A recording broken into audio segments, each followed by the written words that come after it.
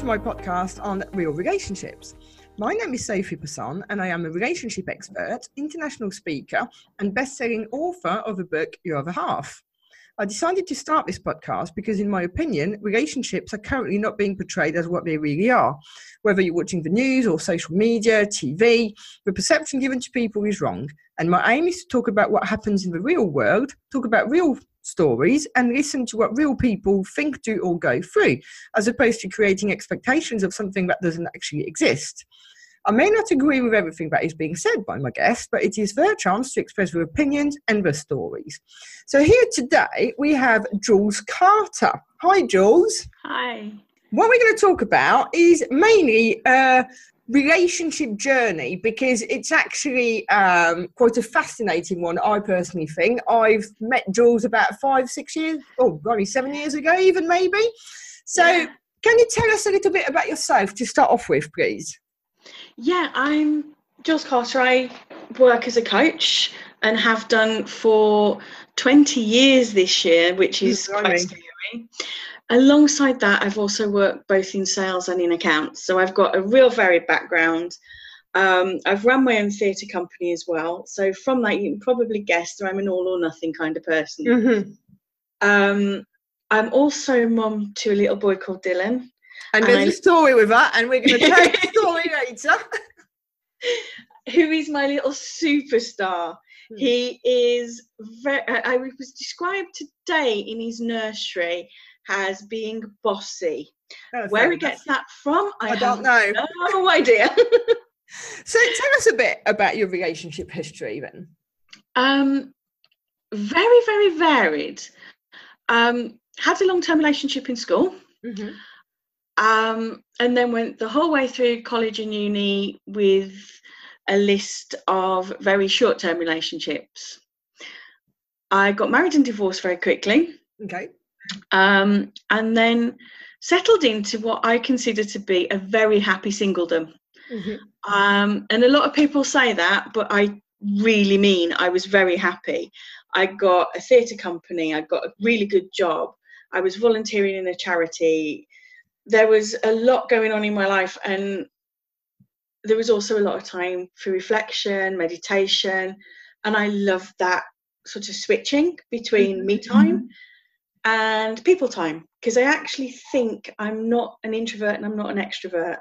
I think we can be a bit of both at different times, can't we? But I think I'm very much in the middle, because if there's too many people about, I shut down really quickly. If I spend too much time on my own, I go stir crazy. So I'm really properly in the middle. Even when you do the personality tests, I can come out as an introvert one day and an extrovert the next. Yeah, I think we change through life as well. I mean, I was definitely an introvert as a child. I had to become an extrovert, but I've found the last few years that actually I'm going back towards introversion. And if I'm in a room full of very extrovert people, I won't fight for attention, shall we say, where I probably would have done in the past. Yeah, I'll go with that. So what was your idea of love when you were younger? When I was younger, it was Hollywood, because I'm a little girl. And the one thing I'm very keen on teaching my son is that doesn't exist. There is a lot of pressure on boys to be princes and a lot of pressure on girls to be princesses. So boys have to be tough and therefore become emotionally stunted, and girls have to be princesses and become emotionally manipulative. And nothing is going to live up to that expectation. Nothing. I think the thing that I find sometimes frightening as well, you see people who have, are more towards the end of their life, shall we say, so 50, 60 plus. So I've had a number of relationships in the past, but somehow I still think that when they meet the right person, the ground's going to open and there's going to be fireworks and violins are going to come out of nowhere. And I think it's because it's ingrained in us all the time. You see on social media and you see it everywhere, but it's not real. It doesn't happen like that in real life. It's it might do, but I'd say it's probably just 1% of the time. I think it does, but it's not what's portrayed. And the reason is human connection is the one thing that we crave. The biggest driver is acceptance. Our biggest fear is rejection. And we have a society where everyone's screaming for your attention. Advertisers, films, TVs, your neighbours, the people in your family. And the biggest tool we've got to get that attention is fear or pleasure. So you're going to hit the highest pleasure or the biggest fear. And I think that then creates a presentation because it gets your attention of something that is so phenomenally outside of reality that it just fails to nothing fails. Everything fails to live up. Nothing matches it. And I do think when you meet someone that you like, there are fireworks, but they're a little bit more like the Chinese indoor ones. But we kind of expect Edinburgh Festival, you know.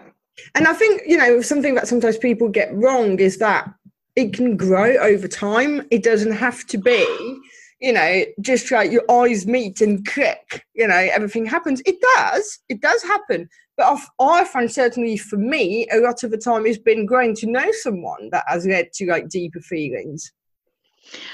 I've felt fireworks quite a lot in my life, not had relationships with the people, because the fireworks is what get you talking and into bed, basically. But what happens afterwards is what becomes love. It really, that cliche is true. You've got lust and you've got love, and you can't talk about love until the lust is over, because they're two different things. Completely. And how did you meet your current partner? In a gay bar. Okay. It was my friend's birthday, and we'd gone to my friend's birthday party with my best friend who happens to be gay, and he and I said there's a really bad vibe because she'd broken up with a boyfriend, but they were still friends.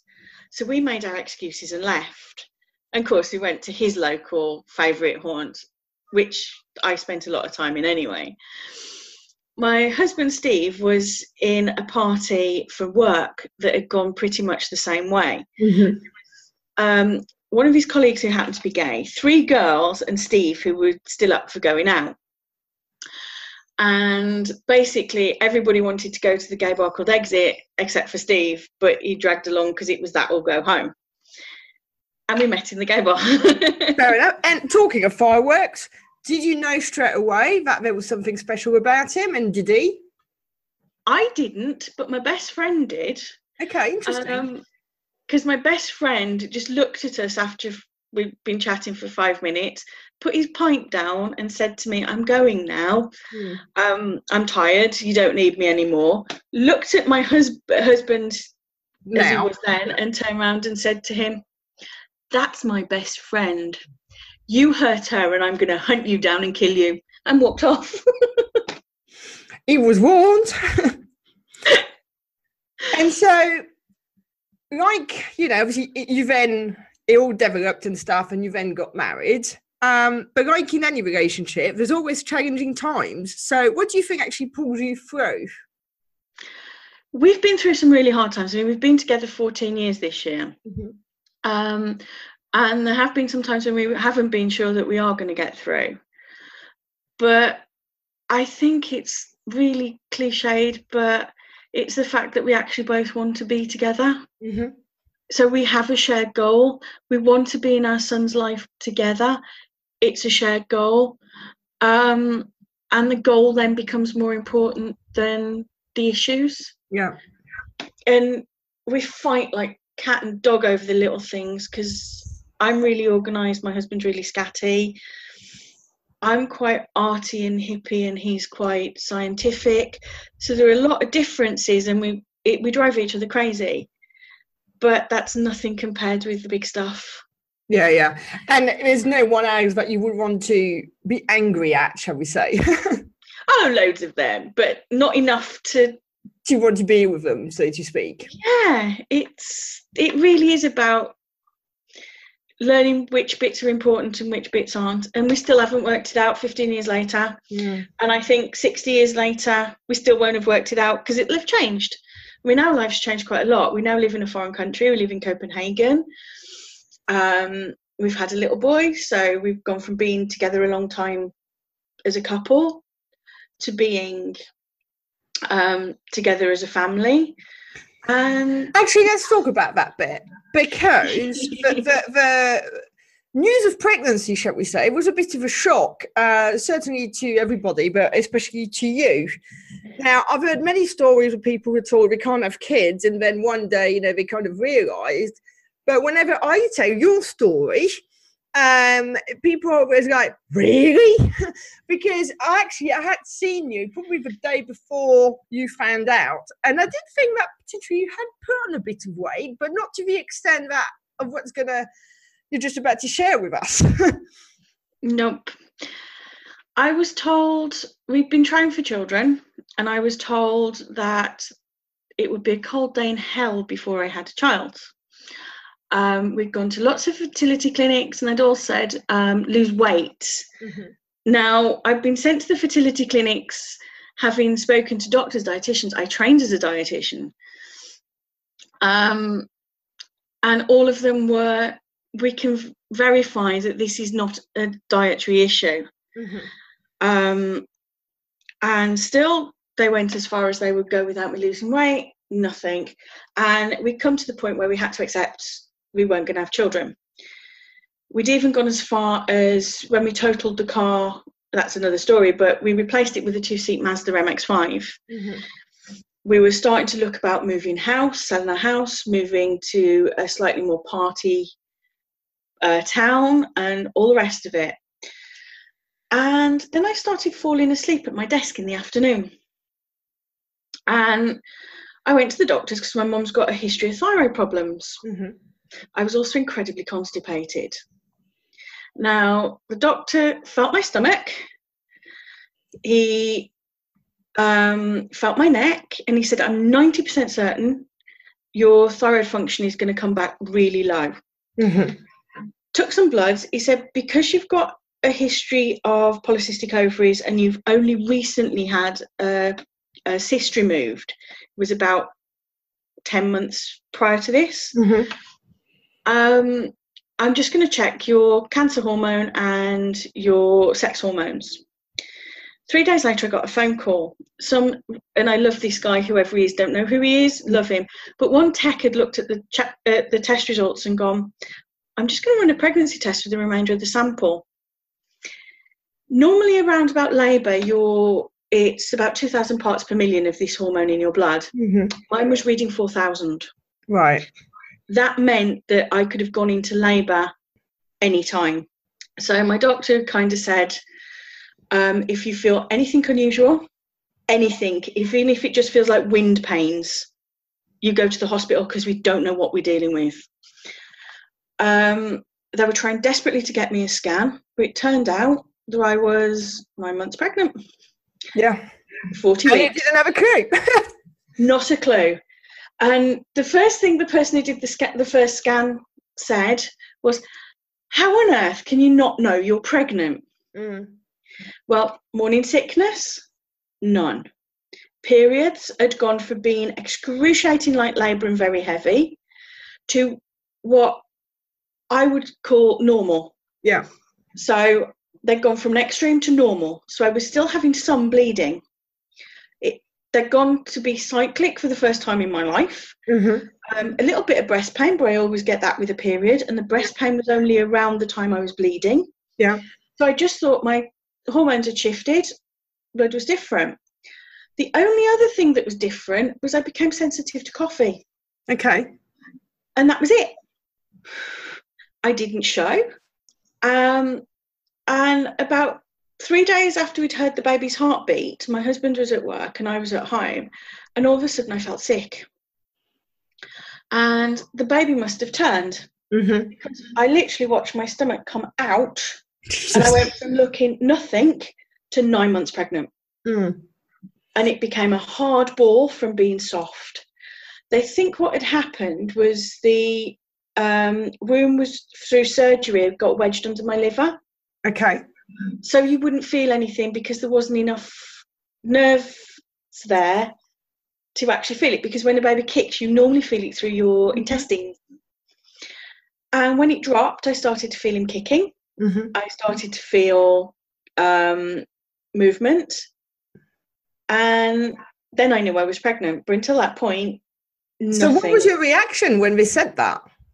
How did you feel? I mean, it's one thing, because I recall it because I read a post on Facebook, which is how you announced it. I was like, how do you go from like, I don't know, I'm doing something next weekend to, I could be giving birth next weekend?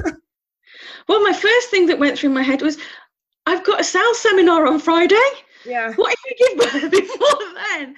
So in a crisis, I'm one of those people that you want around, because I start getting very calm, ordering people around, sorting it out. And then when everyone else is going, oh, thank you, I'm a puddle on the floor. Yeah. So I literally just said, right, what do I need? So I Googled what I needed to take into hospital, what the baby needed for the first 3 months of life, got a shopping list, and we drove to our nearest Tesco superstore and put it all in a trolley. And we got a go bag within 24 hours. I then went, crap, I've got to phone my clients. So I let my clients know that I wouldn't be able to help them anymore, and looked at ways of taking it to get other people in. And then I just thought, oh. And then I had a real panic about no prenatal care. I drank. It was my birthday, it was my friend's birthday, and I was like, so I rang my friend who's an A&E consultant, and she's like, nothing you can do about it now, honey. No, that's it. We'll cross that bridge when we get to it. Even if you wanted to terminate, you can't. No. I'm not terminating my baby. And that's when I realised that it didn't actually matter. It was a journey, and we were going to just face whatever came. And I'm happy to say Dylan so far shows absolutely no problems at all. In fact, he's the youngest child in his nursery class and the bossiest. And then obviously was the move to Denmark, which was also a bit of a surprise, and a massive change in your relation, because obviously, you know, a relationship's a relationship, but when you have to upstick and move abroad with a very young child, it can be a bit difficult. I'm going to say it's incredibly difficult. And being an expat, you talk to a lot of expats, and the one thing that they will tell you is the isolation's a killer. My child was in his nursery. We took that decision so he could learn the language and integrate. So my child was in nursery during the day. I was left at home.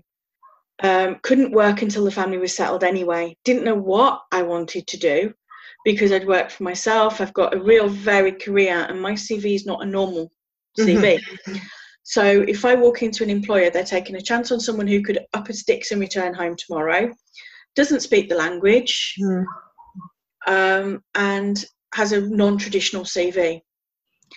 And then I thought, great, I'm going to use this time to decide what I really want to do. And that's what I've done. But what I don't tell you is the isolation.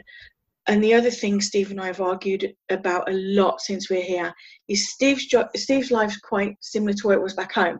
He's doing the same job in a different country for the same company. He's thriving, loves his colleagues, and he goes to work every day. And he cannot understand that some days he is the only person I talk to. Yeah. And that puts a lot of pressure on him. Yeah. Because he has to be my counsel, my clown, my everything. And now we've started to make friends. We've got some really good friends, and it's whole changed. But that first initial time was so difficult because I was supporting everyone else and I had no support at all. And I think it's interesting you say that. I know a couple of people who, when I was in New York, I met, and they're from the UK. Now, they decided to save a house. They're, later in life, shall we say, they're not 20. Decided to save a house and just apply for a business visa for 3 years in New York, which they got. They started, and actually where the relationship was really strong, but they struggled to start off with because, there was the pressure of getting something new to start. There was, as you said, the isolation, just having each other to rely on. In their case, working together, living together, everything together. And there's no outlet, is there? So it can put an awful lot of pressure on a relationship. Absolutely. I would say making friends has been a saviour to our relationship, because we came here alone as a unit, and that's what we needed. And people don't appreciate that, because it's not until you really are on your own that you realise you're on your own. Very much, yeah. And so you mentioned earlier about getting very quickly married and divorced, and obviously you're married again. So is marriage something that's important to you? No. I think some relationships are good, some relationships are bad. To me, marriage is just a piece of paper. We only got married 3 weeks before we moved to Denmark. We've been engaged for 10 years. And we decided to take the plunge and put the dress on because it made things easier from an immigration point of view. We had a fantastic day, and we loved the day, and it was really special to us, and it is really special to us. But to me, I think a lot of emphasis is put on that piece of paper, and at the end of the day, it's a piece of paper. I think one of the issues is that whilst, yes, you are declaring to everybody that you want to spend the rest of your days with that person, but I think that sometimes things do go wrong. And as much as, you don't want to go back on your promise, you also have to look at what's best for you and for the other person. And sometimes it just doesn't work out. As you say, it is a piece of paper that binds two people, but the vows should be renewed daily and the effort should be made daily. It's not about taking the person for granted, is it? Which a lot of people do. And one of the things I like, actually, is a Wiccan wedding. Your vow is for as long as it shall last. And another Wiccan tenet is first do no harm. And I think by promising to be with someone forever and trying to uphold it, you're doing some harm. You just have to accept that people change over a lifetime, and sometimes you change together, sometimes you change apart. Sometimes changing apart can be what saves the relationship, because you can approach things from two different complementary perspectives. Sometimes that's just too far apart to meet in the middle anymore. Yeah, and I think sometimes as well, what's important is when you don't change in the same direction, which is fine, but you still need to have the same vision. Shared goals, absolutely. Totally 100% shared goals. For me, I think the three things that have been a real key for us surviving have been shared goals. It's been eating a family meal together every day. I really believe that's... No, I agree. Otherwise you start leading completely different lives. Absolutely. And we've created... I know it's not always possible, but when it is, you should. We will make that effort. I don't think in 15 years, other than Christmas parties where obviously we've gone to our separate companies, we've ever eaten a meal apart.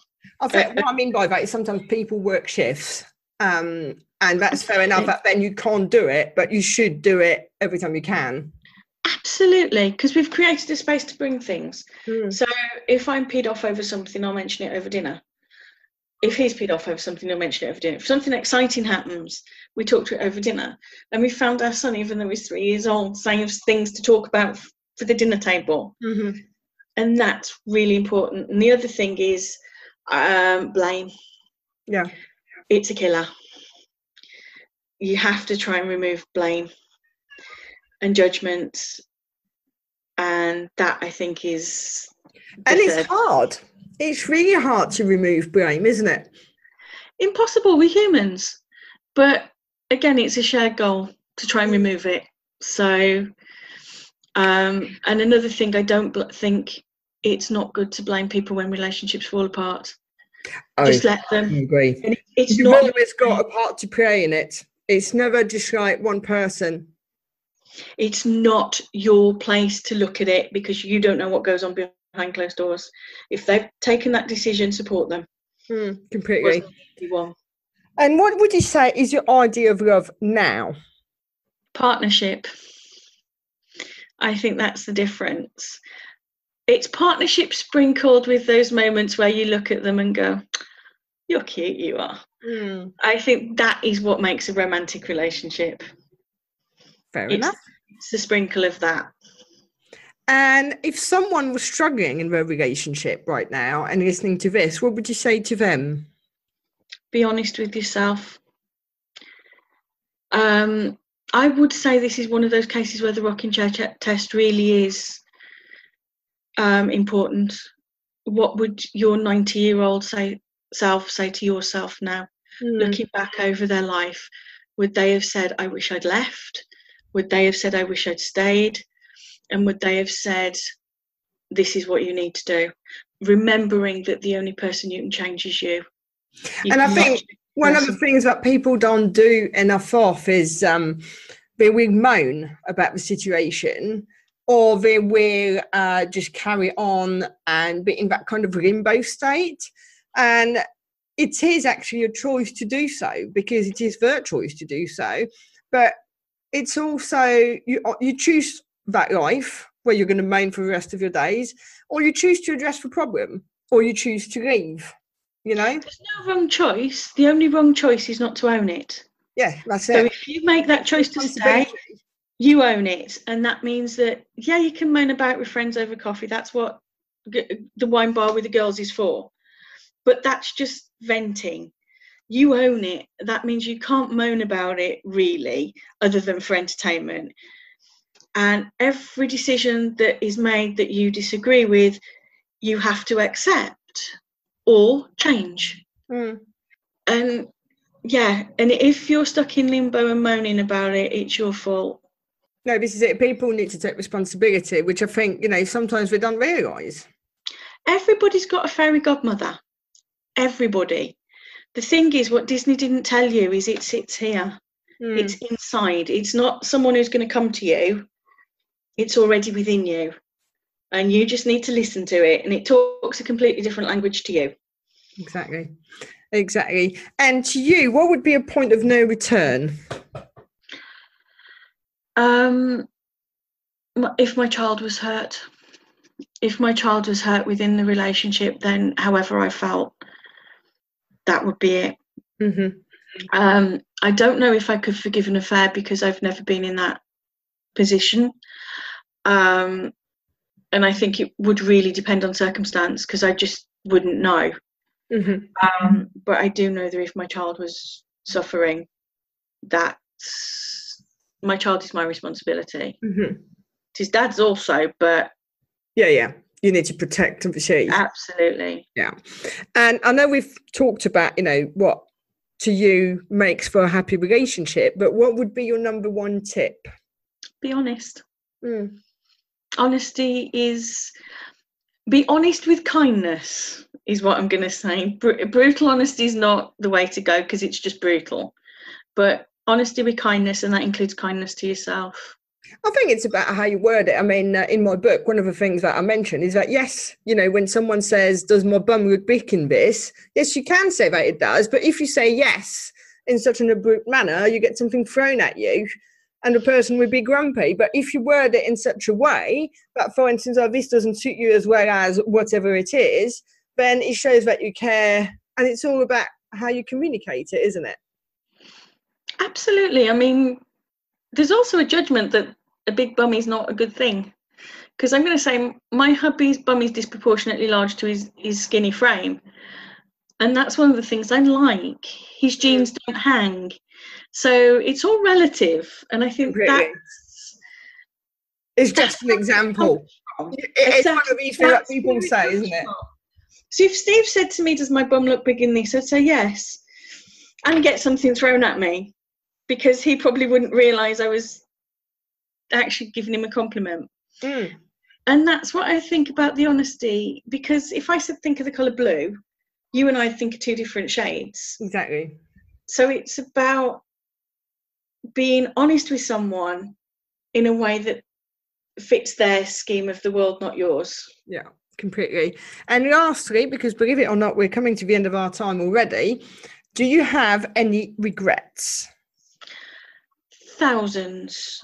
So I don't dwell on them. There's the little regrets.